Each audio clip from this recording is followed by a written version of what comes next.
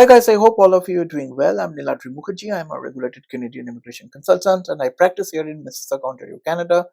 And I'm the founder and the CEO of Nuvonation Immigration Consulting. A super happy moment to share with you because yet another client of spousal sponsorship who had received a procedural fairness letter, a very critical procedural fairness letter, that application got approved in about 3-4 months' time. So the context is the sponsor or the wife is a Canadian permanent resident. She came to Canada about 7-8 years back as an international student, eventually become a Canadian permanent resident.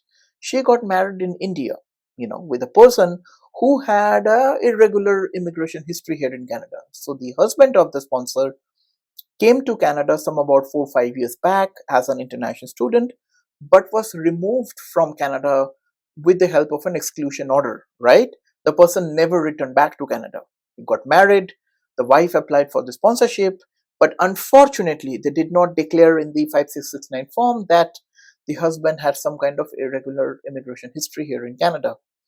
The PFL came with a very serious sort of repercussions because that's a very serious one. When you had an exclusion order and you do not declare that becomes obviously a very serious one.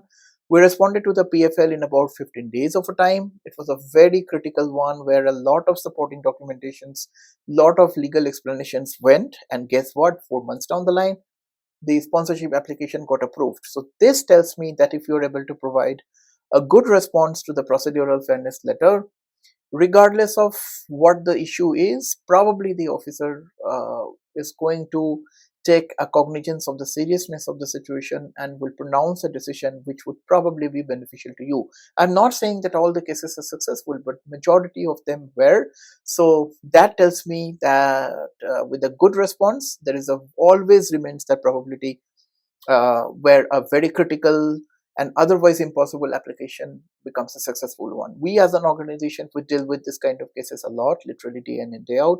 If you need our assistance with your procedural fairness letter situation, more than welcome to hop into our website to book a relevant professional consultation. I'll be more than happy to have a case specific discussion with you and we can go from there. Hope this helps. Bye.